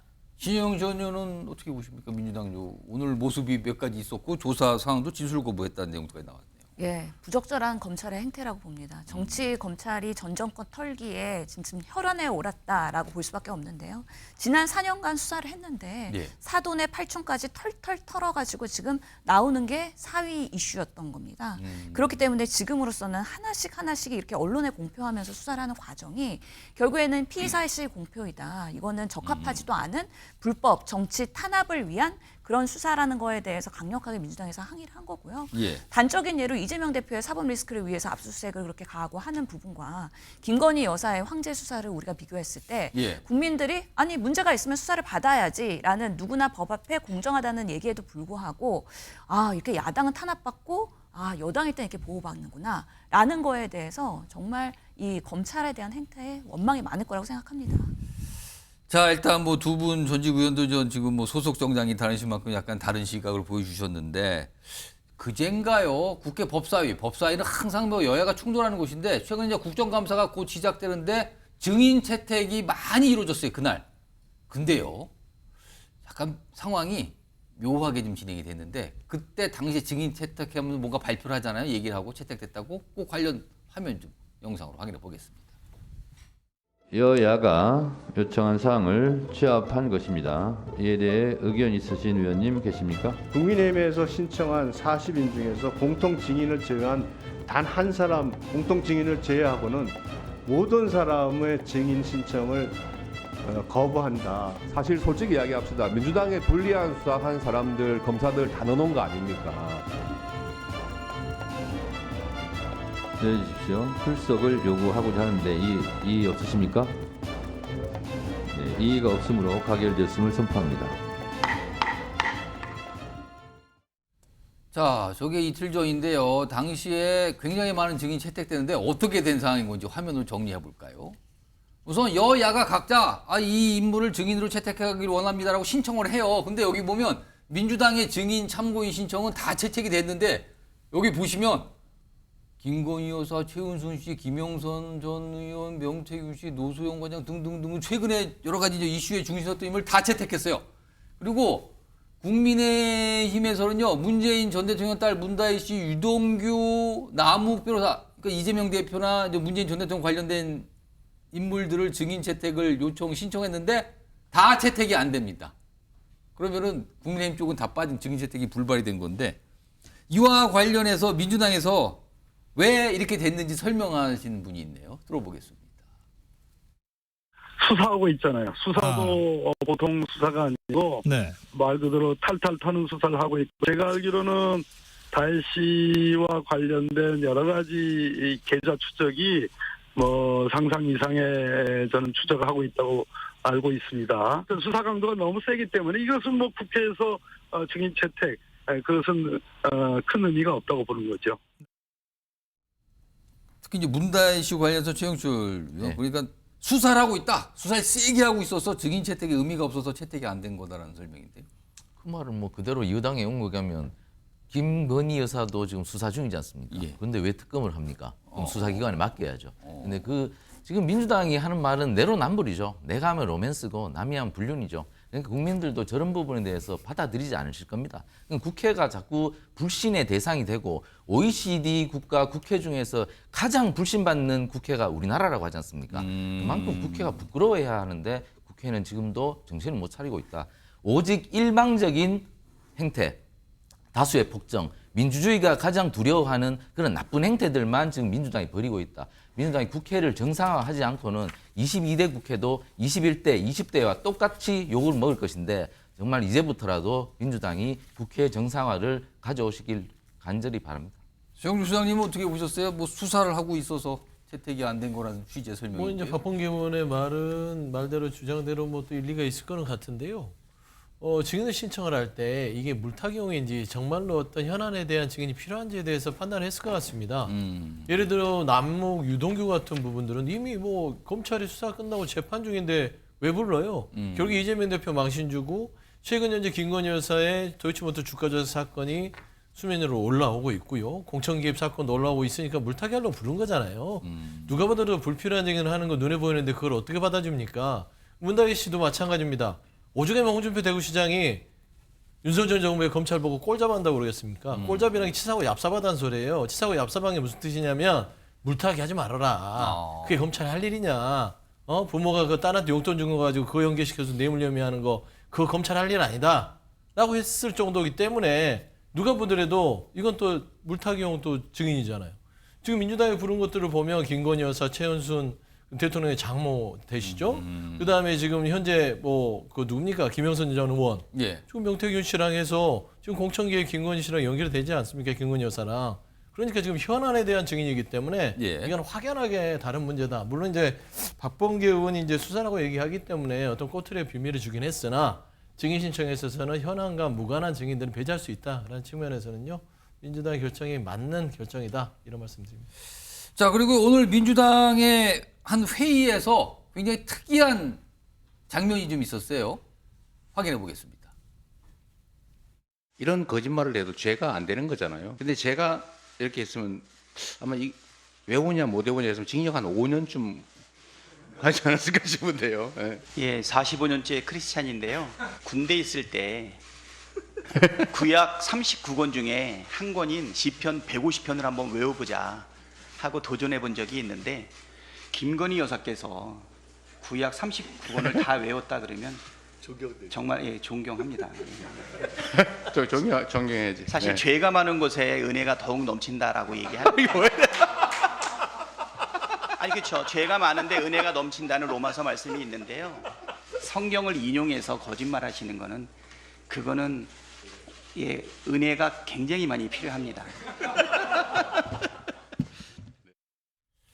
홍석준 의원님 굉장히 웃음이 나오긴 하지만 굉장히 좀 비판적인 입장을 낸 건데 이거 어떻게 보셨습니까? 지금 당 공식회에서 저런 모습이 좀 있었어요. 저는 굉장히 좀 부적절하다고 보여서 굉장히 좀 화가 많이 납니다. 저도 크리스찬 입장에서 저런 어떤 구약을 가지고 저렇게 성경 얘기를 하면서 저렇게 희화를 마치 이제 국회에서 압도적인 제1당의 어떤 모습이 아닌 유튜브를 하면서 낄낄 깔깔대는 그런 어떤 모습을 연출하는 것에 대해서 저는 굉장히 실망을 넘어서 분노를 좀 느끼면서 특히 이재명 대표 같은 경우는 본인이 지금 이제 공직선거 허위 사실 유포로 지난주에 징역 2년을 구형받았는데 예. 그거와 또 이걸 또 뭐 결부시켜서까지 약간 그런 것 같기도 하고. 이야기를 하는 것은 본인의 지금 현재 재판받고 있는 것에 대해서 전혀 인정을 하지 않는 그런 어떤 모습 아닙니까? 그런 어떤 모습을 저렇게 최고위원회에서 웃으면서 이야기를 한다는 자체가 이거는 뭐 좀 좋은 의미에서 멘탈이 강한 건지 아니면 뭐 전혀 그런 어떤 뭐 의식이 없는 건지 참 이상한 어떤 모습 같습니다. 신혜영 전 의원님 예. 어떻게 보셨어요? 저도 바람직한 모습은 아니라고 생각합니다. 근데 오늘의 소재가 됐던 게 윤석열 당시 대선 후보가 우리 집사람이 어릴 때부터 교회에 열심히 다녀서 구약을 다 외운다. 지금도 구약을 줄줄 외운다라고 했거든요. 그만큼 윤석열 대통령이 김건희 여사를 이렇게 존경을 하기 때문에 지금의 김건희 여사의 여러 가지 사건 사고에 대해서 쉴드를 치고 방탄을 하는 거 아니냐. 거기서부터 지금 V0, V1 권력이 뒤바뀌었다. 뭐 이런 국민적인 비판이 있는 거고 대한민국이 후퇴하고 있는 거기 때문에 이런 부분에 있어서의 윤석열 대통령과 김건희 여사의 그런 부적절한 이런 관계들에 대한 또 국민적 한숨이 나오는 상황이고 또 그 대선 후보 때 그런 허위 발언, 어떻게 보면은 검증하기 어려운, 믿기 어려운 발언을 했을 때 이재명 후보와 그 윤석열 후보의 지금의 그 선거 결과에 따라 향방이 이렇게 다른 거에 대한 좀 풍자와 희화하다. 그래서 정치적으로는 그렇게 표현을 한 것이다라고 이해해 주시면 좋을 것 같습니다. 알겠습니다. 두 분 전직 의원의 반응까지 좀 들어봤고요. 다음 주제로 넘어갈 텐데요. SK 최태원 회장과 노수원 관장의 이른바 세기의 이혼 재판 2심 결과까지 나왔는데 근데 2심 판결의 중요한 근거가 된 게 이른바 성경 300억 메모 뭐 이런 거 있잖아요. 제품과 사실상 노태우 전 대통령의 비자금의 존재를 인정한 셈이 됐어요. 그 판결을 보면은요. 근데 지금요 이게 후폭풍을 불러오고 있습니다. 정치권에서 이제 환수 주장이 나오고 있는 거거든요. 우선 관련 법안들이 발의가 됐어요. 화면 좀 보시죠. 여기 보시면 우선 박준태 국민의힘 의원이 독립몰수제 도입, 뭐 형법 개정안인데 당사자 사망 등 경우에도 몰수 요건 갖추면 범죄 수익 몰수. 이걸 이런 법안을 바꿔서 적용하자는 거고요. 장경태 민주당 의원은 고 전두환 노태우 전 대통령 비자금 몰수법 이걸 발의를 했는데 헌정질서 파괴 범죄자는 사망 등의 경우도 범죄 수익을 몰수 추징할 수 있도록 하자. 그러니까 뭐 시효 이런 거 두지 말자 이런 맥락으로 좀 보이죠. 이런 법안들이 발의가 된 상황인데 자 그럼요 여기서 법안을 발의한 장경태 민주당 의원의 얘기를 국회를 연결해서 들어보겠습니다. 민주당 장경태 의원님과 얘기 좀 나눠보겠습니다. 국회 연결해보죠. 자 장경태 의원님 안녕하십니까? 네, 안녕하세요. 장경태입니다.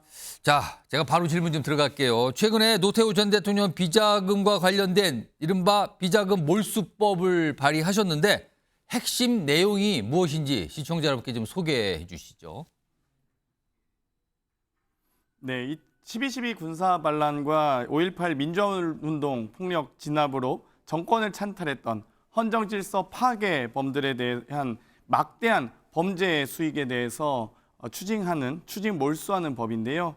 지난 23년 전두환 전 대통령의 손자가 비자금을 폭로했음에도 불구하고 몰수 추징을 위한 별다른 조치가 없었습니다. 또 최근 노태우 전 대통령의 자녀 노소영 씨의 이혼 소송 과정에서 재산 분할을 요구하면서 노태우 전 대통령의 비자금의 여러 존재가 밝혀지고 있는데요.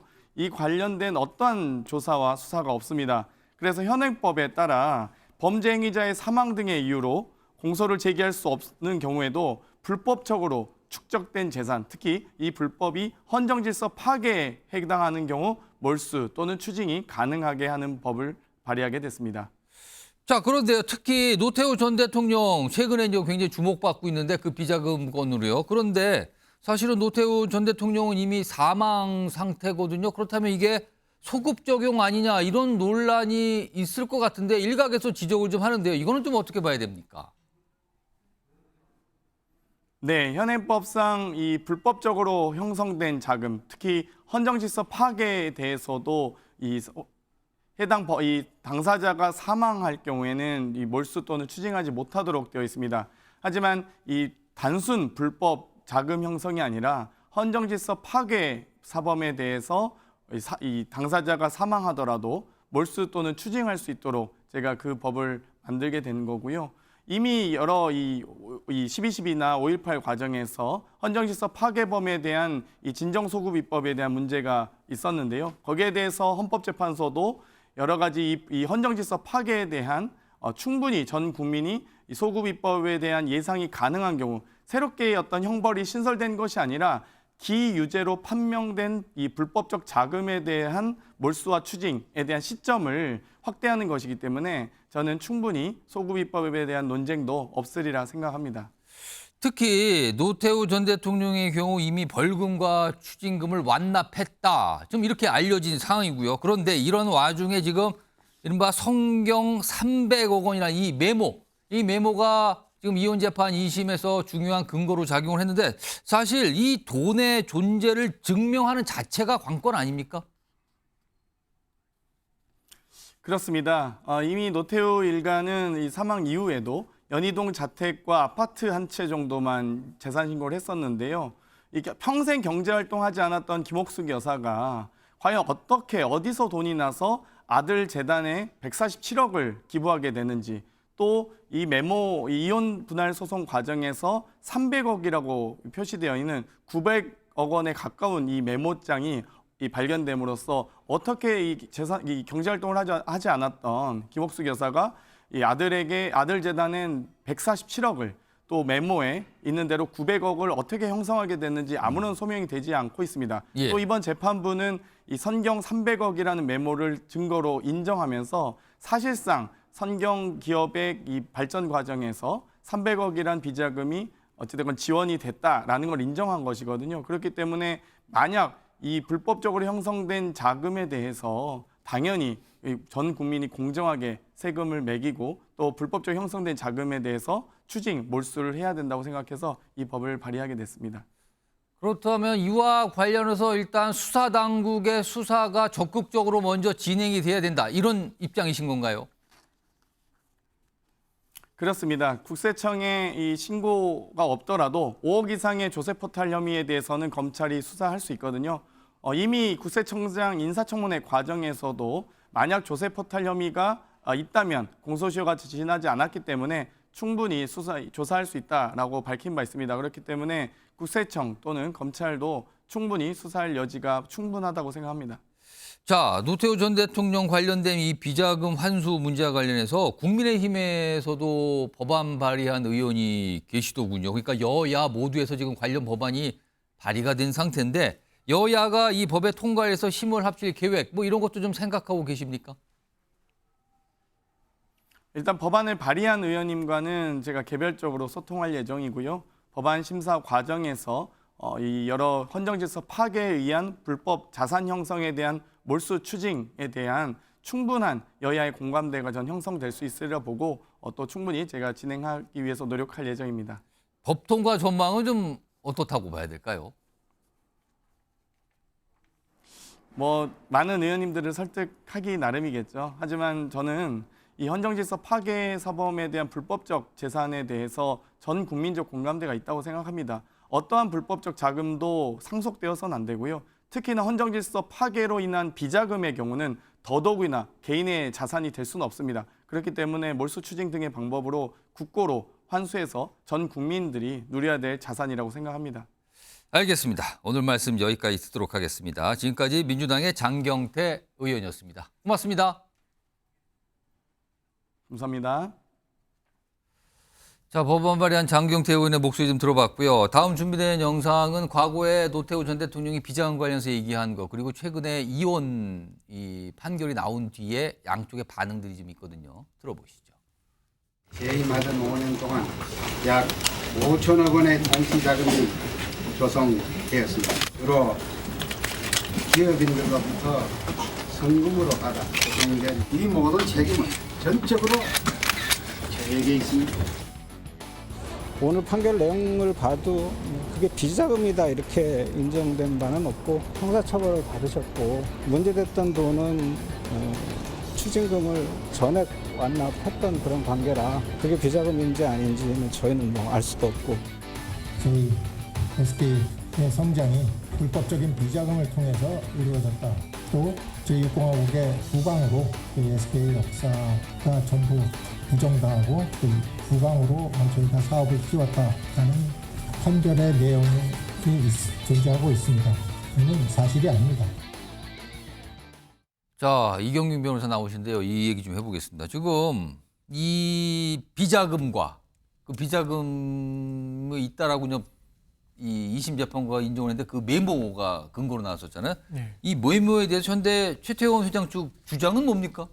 일단은 뭐 SK의 성장이 된 그 마중물이 된 것이 이 비자금이다. 이렇게 이제 항소심에서는 판결을 했는데 예. 이 부분에 대해서는 SK에서는 이 특혜를 입은 바가 없고 그리고 이제 이 비자금을 받은 바도 없다. 만약에 이 부분에 대해서 이제 뭐 전달을 했다라고 하면은 전달한 측에서 입증을 해야 된다. 뭐 이런 취지로 나오면서 이제 부정을 하고 있거든요. 비자금이 지금 재판부 비자금이 건네서 그걸로 토대로 성장했다 이건데 그런 비자금이나 그런 돈 받은 바가 없다. 그렇습니다. 이제 그럼 비자금 존재 자체는 우리는 모르는 거다. 그렇습니다. 이겁니까? 그렇기 때문에 이제 노소영 관장 측의 기여가 결국은 이제 노 전 대통령의 이런 비자금이 원인이 돼서 이런 기여로 이제 참작이 된 건데 예. 이 비자금의 존재에 대해서 부정을 하고 있기 때문에 애초에 이런 노 관장의 기여도 이제 없는 걸로 봐야 된다. 이런 식의 이제 이런 입장을 주장을 하고 있고 그런 부분에 한정해서 이제 어쨌든 대법원에서도 치열하게 이런 법리적인 검토가 이루어질 것으로 예상이 됩니다. 그러면 지금 2심 재판부는 사실상 비자금인데 이거 불법 자금이잖아요. 그러면 이 불법 자금의 존재를 하여튼 인정을 했어요. 그리고 그걸 근거로 판결을 한 건데 근데 원천적으로 일단 불법 자금이잖아요. 비자금이라는 게. 그런데 그걸 근거로 기여분을 인정하고 그게 상속을 사실 인정해 준 거잖아요. 네. 이거는 어떻게 봐야 대법원 가서 굉장한 쟁점이 되는 겁니까?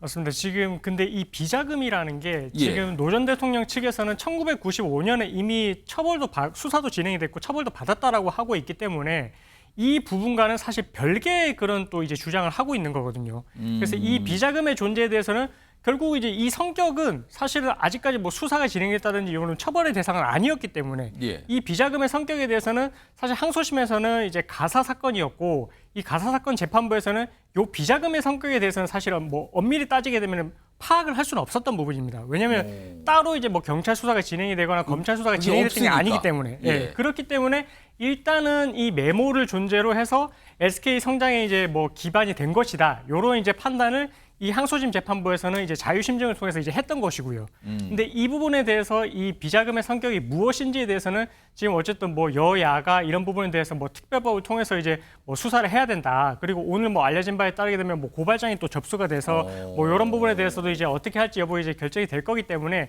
그런 수사 결과를 토대로 나중에 이제 대법원에서도 그런 부분을 뭐 참고를 할 여지는 있지만 일단 지금 상태의 한정에서는 이 비자금의 성격이 뭐 명확하게 이제 불법적인 것이 뭐 완전하게 이제 파악이 됐다. 예. 어떤 성격의 것이다. 이렇게는 특정을 하기는 좀 어려워가지고 요것만을 기초로 해서 대법원에서 파기환송을 반드시 할 것이다. 이렇게 좀 추측하기는 어려울 것 같습니다. 그럼 일단 어떤 돈의 존재가 있는 것 같다. 그거 인정하겠다. 그걸 토대로 2심 이혼 재판을 한 건데 그 돈 300억이 과연 무엇이냐? 불법이냐?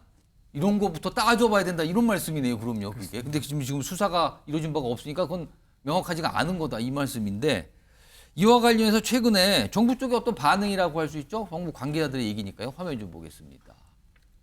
이런 얘기들이 나왔어요. 300억 메모입니다. 300억 메모. 그러니까 노소영 관장 측에서 제시한 저 300억 메모죠. 사법당국에서 검찰에서 뭐 수사를 검토한다 이런 얘기도 보도 통해서 알려지는데 법무장관과 국세청장 얘기가 최근에 있었어요. 세금 포탈 확인되면 형사적 처벌 가능. 과세할 사안이면 당연히 과세야. 어떻게 보면 원칙적인 얘기를 한 것 같기도 한데 이런 상황에서 지금 앞서 전해드렸지만 국회에서 관련 법안 발의 이거 환수해야 된다. 가만둘 수 없다. 따져봐야 된다. 이런 얘기. 그리고 그 관계자가 이미 고인이 됐어도 이거는 상관없이 추징해야 된다. 이런 법안들이 발의가 된 겁니다. 최영철 의원. 정치권의 최근에 이런 법안 발의나 이런 움직임 대법원 판결에 영향을 글쎄요 줄까요? 이게 어떻게 봐야 됩니까? 주지 않겠습니까? 워낙 또 양측이 날카롭게 대립하고 있어서 이 사안에 대해서 진실을 가리자고 당장 뭐 노소영 씨도 그렇게 얘기하고 있고 최태원 회장도 그렇게 얘기하고 있으니 결국에는 이 300억 원이 어디에서 나왔는 것인지를 아마 우물이 어디서부터 발원이 됐는지를 결국에는 찾을 수밖에 없을 겁니다. 왜냐하면 이 세 개의 이혼 소송이 어쨌든 결론을 봐야 하기 때문에. 근데 이혼 소송이 이제 약간 다른 방향으로 가버렸어요. 그렇습니다. 다른 뭐 원래 이렇지 않습니까? 이 사안을 하다 보면 다른 사안으로 가고 하는데 당시에 300억 원은 최초 노태우 비자금 사건이 터졌을 때 나오지 않았던 돈인데 이제 나왔다는 거지 않습니까? 물론 SK 측은 부인을 하고 있지만 이 돈의 출처까지 밝히기 시작하면 아마 제가 볼 때는 개연성이 좀 노소영 그 관장 쪽에 주장이 좀 더 개연성이 있는 것 아닌가. 왜냐하면 이분이 계속 일관되게 이 얘기를 하고 있기 때문에 어쨌든 300억의 출처는 결국 밝혀질 것으로 보이는데 300을 어떻게 조성했는지도 결국에 또 과정이 좀 드러날 것 같고 하여튼 이 사안이 좀 제법 폭발성이 클 것 같습니다. 조영주 의원님, 만약에 이게 비자금이라고 이제 수사가 되면 이게 뭔가 그럼 비자금 불법이잖아요. 불법으로 그렇죠. 모은. 근데 불법 자금인데 그게 대해서 뭐가 기여해서 기업이 컸고 근데 그거를 사실상 자녀가 상속해서 소송해서 이게 좀 이상하지 않습니까? 묘하게 되는 상황 아닙니까? 그러면 이게 뭐 법적으로는 이게 미비돼 있다면 발의는 할 수 있습니다. 그리고 이제 소송 중에 노태우 당시 정권에서의 비자금이 어떤 특정 기업에서의 마중물로 쓰였다라는 것들이 세원의 대상이 된다고 하면 세금을 걷어야죠. 그러나 이제 이렇게 되면 이 문제가 복잡해집니다. 굉장히 복잡할 것 같아요. 지금. 그러니까 노태우 전 대통령뿐만 아니라 전두환 씨에 대해서도 비자금 혐의가 당시에 같이 선고가 됐지요. 그러면 그 비자금이 비단 노태우 정권에서의 비자금만 추적이 되겠습니까? 그러면 전두환 씨에 대한 비자금하면 어마어마합니다. 전두환 씨 비자금이 어떤 뭐 이 내용들에서는 박근혜 전 대통령 당시에 여러 가지의 어떤 관련성도 있다라고 돼 있잖아요. 그러면 그 비자금까지 다 추적해서 그 비자금이 어떤 기업에 흘러 들어가서 그 비자금이 어떤 기업에 마중물이 됐는지 하면 다 세원을 추적해서 다 걷어야 돼요. 그래서 문제가 복잡해지기 때문에 일단은 이 재판부의 이제 노소영 씨 그러니까 최태원 부부의 이혼 소송 항소심 재판부가 얘기한 건 노태우 비자금 300억 원이 SK 기업 성장에 역할을 했다. 그래서 노 관장의 기여도를 이제 판단한 거기 때문에 비자금에 대한 수사는 굉장히 좀 오래 그다음에 굉장히 난항을 겪을 공산이 크지 않냐 그래 보입니다. 알겠습니다. 이게 그냥 뭐 굉장히 큰 관심을 얻던 이혼 소송이었는데 지금 이게 약간 후폭풍처럼 약간 비춰지면서 여러 갈래를 뻗고 있는 거예요 지금요. 이 얘기 좀 다뤄봤습니다. 다음 이슈는 영상으로 먼저 확인해 보죠.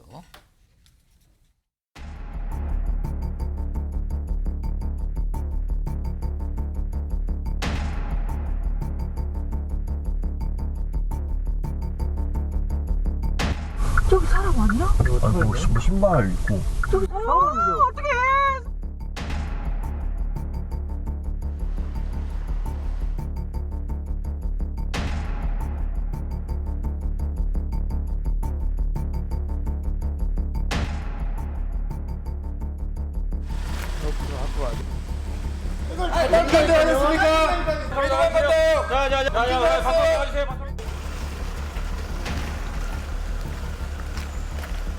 피해자한테 미안하지 않으세요?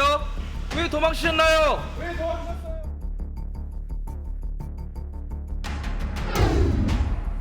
항공권도 예매를 한 걸로 알려지죠. 이틀 만에 잡힌 뺑소니범 어제도 전해드렸습니다. 지금 광주에서 오토바이를 들이받았습니다. 거기에는 연인이 타고 있었는데요. 한 분은 숨지고 한 분은 중상을 입은 상태죠. 근데 그렇게 사고를 냈는데 그대로 도망간 거예요. 뺑소니입니다. 화면 좀 보겠습니다. 이걸 잡혔다고 그럽니다. 자, 여기 내용이 좀 여러 가지가 있는데 이경규 변호사 이걸 보시면서 이거 어떻게 잡힌 겁니까? 이거? 네, 일단은 당시에 광주에서 사고가 있었는데 광주에서 이제 마세라티 차량이랑 이제 벤츠 차량이 서로 이제 추격전 벌이듯이 이제 그렇게 있었고 그 과정에서 벤츠 차량은 아슬아슬하게 저 오토바이를 피해 갔고요. 근데 이제 마세라티 차량은 이제 그거를 이제 피하지 못하고 이 오토바이를 뒤에서 들이받은 거죠. 들이받으면서 이제 운전자는 중상에 처했고 그 뒤에 타고 있던 여성분이 이제 사망에 이르렀거든요. 그러고 나서 이 벤츠 차량의 그 가해 운전자, 마세라티 운전자 차량이 운전자가 타고 같이 대전으로 간 것입니다. 대전으로 이동을 해서 거기서 이제 또 검거를 피해가지고 또 이제 인천공항까지 가려고 했었거든요. 근데 이제 그 가는 과정에서 이제 서울에서 어쨌든 지하철역 부근에서 이제 검거가 됐는데, 근데 그 과정에서 현금과 대중교통을 이용을 하다 보니까 좀 검거까지의 시간이 좀 오래 걸리게 됐고, 카드가 현금을 쓰니까 그게 추적이 안 되는 거죠. 그렇습니다. 예, 그래서 이제 결국에는 이제 뭐 치과 진료 기록이 있었어가지고 서울에서 이제 치과 진료기 있었던 그 부근에 있는 역 부근에서 이제 검거가 돼서 이렇게 지금 잡히게 된 상황입니다. 광주에서 사고를 내고 뭐 어떻게 공항까지 가려는 분은 서울에서 잡힌 거예요. 근데 그동안 뭐 현금 결제, 대중교통 이용 뭔가 의식한 것 같단 말이에요, 분명. 그리고요, 저기 보면 뭐 조력자로 나오시는 분이 외국행 항공권을 대신 예매해줬다? 그럼 이거는 지금 외국으로 도피하려는 이렇게 봐야 되는 겁니까? 그렇습니다. 지금 이제 차량이 당시 마세라티 차량의 동승자도 있었고, 예. 그리고 아까 말씀드렸던 이제 벤츠 차량의 운전자도 있었는데, 이 동승자 같은 경우에는 이제 같이 도주를 하면서 휴대폰을 제공을 해줬던 그런 조력을 해줬고요. 벤츠 차량 운전자 같은 경우에는 이 운전자를 싣고 대전을 이동을 했고, 그 다음에 이 항공권을 예매를 했다가 취소를 한 사람입니다. 그랬기 때문에 어떻게 보면은 이 범인, 가해자가 도피를 할 수 있는 그런 이제 여지를 이제 마련을 해준 사람이기 때문에 이 부분에 대해서는 추가로 이제 범인 도피죄로 이제 입건이 가능한 사안이고, 아까 이제 같이 도주를 했다고 하는 그 동승자 같은 경우에도 동승자 같은 경우에도 일단은 지금 음주를 했다라고 인정을 하긴 했거든요. 그렇기 때문에 이 부분에 대해서는 음주를 알면서도 같이 차량에 탑승을 해 있었기 때문에 음주운전에 대한 방조도 될 수 있는 상황입니다. 그리고 지금 해외 얘기 나왔는데 도피 아니냐. 만약에 해외로 도망을 쳤다면 이거 복잡해지는 거 아닙니까? 그렇습니다. 이게 출국 금지를 해놓지 않은 상태였다라고 하면은 이게 뭐 당연히 이제 해외로 도피를 할 수 있는 상황이었고, 그렇게 됐다라고 하면 이제 국제수사기관에 또 이제 협조를 받아서 이제 경찰이 빠르게 그 조치를 취하는 겁니까? 그렇습니다. 이제 그래서 지금 상황에서는 어쨌든 다행히 출국 금지 조치가 되어 있는 상태에서 경찰 인력이 또 30명이 투입이 됐다라고 하거든요. 그렇게 이제 빠르게 어쨌든 조치를 취해서 이렇게 검거까지 이루어질 수 있었습니다. 그럼 지금 도운 사람들도 문제가 되는데 사실은 가해 운전자를 아까 같이 해서 도피시킨 거잖아요. 그리고 동생 핸드폰을 건네주고 뭐 음주. 그럼 이분들도 만만치 않은 처벌이 나옵니까? 이런 상황에는? 그렇습니다. 다 같이 동승했던 사람 같은 경우에는 지금 현재 같이 긴급 체포가 됐기 때문에 긴급 체포가 됐다는 말은 그만큼 혐의가 중대하고 이런 부분에 대해서는 범인 도피죄가 적용이 되면서 동시에 어쨌든 증거인멸이라든지 도주 우려 가능성이 또 있다라고 보면 같이 구속영장이 신청이 될 수도 있거든요. 그래서 이런 부분도 배제를 할 수가 없고, 아까 뭐 해외 지금 뭐 항공권을 구입을 했다가 또 취소를 해준 사람 같은 경우에도 어쨌든 범인 도피를 용이하게 해준 것이 맞기 때문에 같이 범인 도피죄로 처벌이 가능하고, 이 부분에 있어서 추가로 또 이제 범죄 혐의점이 나온다면 다시 공범으로도 또 이제 엮일 수 있는 그런 상황입니다. 그리고요, 지금 아까 잠깐 얘기하셨는데 이 가해 차량 운전자 무슨 음주 얘기, 그동안 이게 사실은 도망가고 보니까 혹시 뭐 있는 거 아니야라고 의심을 샀었거든요. 근데 여기 좀 보시면 이런 얘기 나오네요. 이 뺑소니 운전자 사고 전에 음주를 인정했다는 얘기가 나와요. 본인이 음주 인정. 근데요, 이경윤 변호사, 이유는 사이렌이 무서워서 도망갔다. 근데 음주를 인정했어요. 스스로 실토를 한 거잖아요. 근데 지금 시간 다 지나갔잖아요, 지금. 음주 측정도 안 나오잖아요. 그럼 이거 어떻게 되는 겁니까? 지금 이제 검거가 된 게 67시간 만에 검거가 됐는데, 아무리 본인이 음주를 인정을 한다 하더라도 우리나라 이제 도로교통법에 음주운전을 처벌을 하기 위해서는 혈중 알코올 농도가 0.03 이상이 돼야 됩니다. 그래서 혈중 알코올 농도라는 게 측정이 된 걸 전제로 해서 이제 음주운전을 처벌을 할 수 있기 때문에 본인이 지금 지나고 나서 이 측정이 가능한 그 시간을 지나고 나서 음주를 인정을 한다고 해서 이게 도로교통법상의 음주운전 혈중 알코올 농도를 측정할 수 있느냐? 그건 또 아니거든요. 그 음주로 문제 삼을 수 있는 거는 없는 거예요, 그냥? 그래서 지금 상황에서는 이제 위드마크 공식을 적용해서 이제 검출을 해볼 테지만, 추후에 또 이제 음주를 했다면 이건 이제 물타기라고 해서 이걸로는 또 이제 음주 수치를 이제 측정할 수가 없고, 결국은 술을 마신 상태에서 이런 사고까지 이루어졌기 때문에 위험운전 치사상죄가 적용이 될 수 있거든요. 그래서 이 부분을 통해서 음주를 했다는 부분에 대해서는 또 엄중하게 처벌이 가능할 것 같습니다. 지금 이 사고를 낸 거야. 아까 위험운전 치상이잖아요. 그리고 한 분은 돌아가시고 한 분은 중상이니까 이런 사고를 낸 자체가 있고요. 그리고 그 이후에 좋지 않지 하고 도망간 게 있잖아요. 이거 어떤 게 더 죄가 커지는 겁니까? 일단은 위험운전 치사상 같은 경우에는 이제 지금 상한이 30년이고, 그리고 지금 그 아까 말씀드렸던 이제 도주치사 같은 경우에는 상한이 무기징역입니다. 그게 훨씬 더 강해요. 훨씬 이제 세기도 하거니와, 어쨌든 지금 이게 경합범이라서 또 이제 그렇게 되면 이제 가장 센 형, 무기징역이 어쨌든 최상한이 되는 거거든요. 그래서 어떻게 됐든 지금 가장 엄중하게 처벌이 가능한 그런 사안으로 보시면 될 것 같습니다. 간단히 말씀드리면 진짜 큰 일을 저지른 겁니다. 이거는 있을 수 없는 큰 일을 저질렀어요. 결국에 이렇게 잡혔군요. 자, 다음 이슈 넘어가면데요. 일본 소식인데요. 지금 일본이 이제 총리가 바뀌는 상황이에요. 왜냐하면 집권당의 총재를 뽑는데 거기는 집권당 총재가 총리가 되는 거잖아요. 자, 그 내용 영상으로 먼저 확인해 보겠습니다. 麻生太郎君石破茂君による決選投票を行うことと15票であります。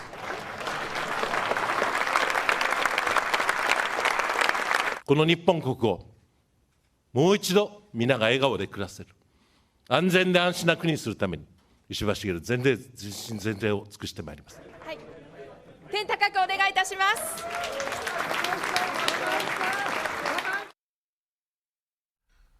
자, 한 분이 됐어요. 근데 3명의 경쟁을 벌였거든요. 우선 후보들 한번 살펴볼까요? 이거 굉장한 관심사였어요. 우리나라뿐만 아니라 각국에서.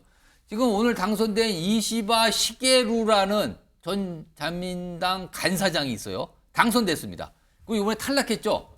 경쟁을 뭐 결선까지 간 게 다카이치 사네 여성이에요. 경제안보상 구선 의원.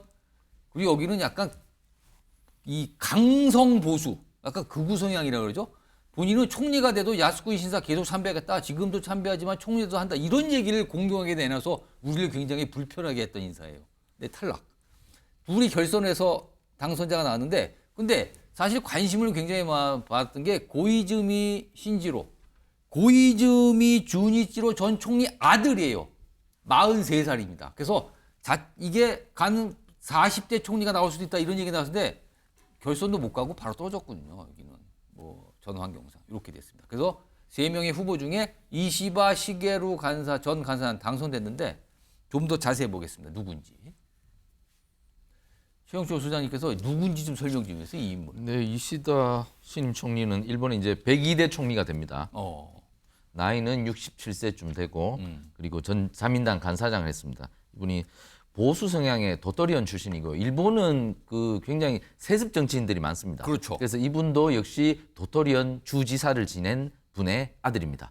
그렇기 때문에 세습 정치인이죠. 금수저입니까? 그렇습니다. 정치적 금수저죠. 그렇기 때문에 오래전부터 1986년에 중의원에 당선되면서 정계에 입문했기 때문에 꽤 오래 정치권에 있었죠. 세습 정치인이고 아버지의 후광도 있고 자신도 여러 가지 꿈이 있었으니까 여태까지 좀 승승장구하는 정치인이었습니다만은 강력한 정책 라이벌이었던 아베 신조에게 여러 차례 패하면서 사전 5기의 정치인인데 이번에 5번 도전 만에 겨우 이제 총리가 됐습니다. 근데 이 인물이 일본의 군대 자위대 그렇습니다. 지대한 관심이 있다면서요? 그렇습니다. 방위상 출신이죠. 그러니까 이분은 핵무장도 일본이 미국과의 핵공유를 통해서 핵무장도 해야 한다. 그리고 일본이 참여하는 아시아의 북대서양 조약기구 같은 거를 하나 만들어야 된다. 이런 부분에 대해서 국방 전문가입니다. 그렇기 때문에 일본의 방위 정책이 과거보다는 조금 더 공격적으로 변할 수 있다. 이렇게 볼 수가 있고. 자위대를 뭐 헌법에 명시하겠다는 주장을 한다면서요? 그렇습니다. 지금 일본은 방위만 할 수 있는 전수 방위 국가지만 헌법을 고쳐서 공격도 할 수 있는 국가로 한번 바꿔보자. 그 일본 개조론을 들고 나온 분 중에 한 분인데 그런 쪽에서는 다소 강한 목소리를 낼 수 있다. 그러나 우리나라의 관계에 대해서는 굉장히 비둘기파다. 아, 그래요? 그렇습니다. 또 그거는? 우리나라에 대해서는 굉장히 좀 관대하고 그리고 일본의 과거사에 대해서도 굉장히 열린 마음을 갖고 있기 때문에 우리 대한 관계는 앞으로 잠깐 좋아질 가능성은 있지만 그러나 일본이 강한 국가로 공격할 수 있는 국가로 갈 가능성은 점쳐진다. 이렇게 볼 수 있겠습니다. 또 우리로서는 또 불편한 건데요. 자, 이와 관련해서요. 오늘 전문가의 목소리를 좀 담아봤습니다. 들어보시죠. 자민당 안에서는 상당히 진보제가 강한 인물로 알려져 왔습니다. 아베 총리에 대해서 반대 입장에 서서 비판하는 선봉에선 사람이었고요. 위안부 문제라든가 강제 지원 문제라든가 이러한 부분에서 한국 측 피해자의 입장에 서로치를 아는 인물이다. 자민당이라는 틀 안에서 독도에 대한 정책이라든가 이게 바뀌지는 않겠지만 극우 성향에서 벗어난다. 소영주 소장님, 그러니까 약간 극우 성향은 아니고 약간 우리로서는 좀 온건파, 그러니까 우리 외교장에서 온건파라고 그러는데 한일 관계에 미칠 영향 이거 어떻게 봐야 됩니까? 일단은 조금은 그 한일 관계에 있어서의 일본의 메시지는 부드러워질 공산이 크죠. 예, 그래서 자민당의 어차피 자민당의 색채가 보수 아니겠습니까? 우쪽으로 치우쳐져 있기 때문에 그 안에서 좀 쓴소리를 하는 좀 비둘기파로 구분이 되지만 어쩔 수 없는 우쪽에 있는 인사입니다. 그래서 조금 메시지들은 어떤 일본이 대한민국에 대한 그동안의 역사 인식에 대해서 피하는 건 안 된다. 정면으로 마주하고 거기에 대한 인식을 분명히 해야 된다라는 이야기는 하지만 강제동원 문제라든지 독도 영유권에 대해서는 그렇게 일본의 어떤 입장에서 대변을 했던 인물입니다. 그리고 방위 그러니까 이 안보 쪽에 있어서는 또 매파에 가깝죠. 예. 최근에 뭐 아까도 자료만에 나왔지만 평화헌법이라 할 수 있는 일본의 헌법에 자위대 명문 규정을 아예 그 명시하겠다는 것은 결국에는 이 자체가 결국에는 자민당의 보수 극우 쪽에 있는 부분에 있어서 크게 벗어나지는 않지만 다만 메시지 정도는 좀 부드러워지기 때문에 아무래도 조금 메시지가 부드러워지면 서로 교류하고 대화하기가 좀 쉽지 않을까. 그 정도 선에서 좀 지켜봐야 될 문제가 같습니다. 최영출 의원께서는 뭐 한 시간 한 3, 40초 남았는데 어떻게 좀 전망해야 될까요? 저희가 윤석열 대통령이 들어오고 나서 한일 관계 정상화에 굉장히 공을 들였습니다. 왜냐하면 저희가 북핵을 해결하기 위해서는 일본의 조력을 받을 수밖에 없거든요. 그러니까 이 부분에서 북핵도 조금 더 진전된 조력을 일본으로부터 받아서 북핵을 좀 해결하는 쪽으로 한 발 다가설 수 있지 않을까. 예. 지금까지 기존에는 일본과 우리가 케미가 좀 안 맞아서 그런 예. 부분들이 굉장히 어려웠지만 이제 한미일이 서로 공조하는 북핵 위기 해법을 조금 더 진전되게 만들어낼 수 있는 통로가 조금 열리지 않을까. 지금 일본 이번 총리는 우리에게 있어서는 굉장히 긍정적인 방향으로 작용할 것이고 윤석열 대통령께서 가장 큰 외교적 성과로 꼽히는 한일 관계 정상화는 정말 잘한 것이다. 이를 통해서 지금 일본도 총리가 바뀌면서 좀 더 새로운 동북아시아의 평화 체제가 나타날 수 있는 국면이 열릴 가능성이 크다. 저는 우리 외교도 굉장히 큰 빛을 발할 수 있게 됐고 일본도 우리와 협력함으로써 일본의 큰 위협인 북핵 문제도 해결할 수 있는 가능성이 좀 더 커졌다. 이렇게 볼 수 있겠습니다. 알겠습니다.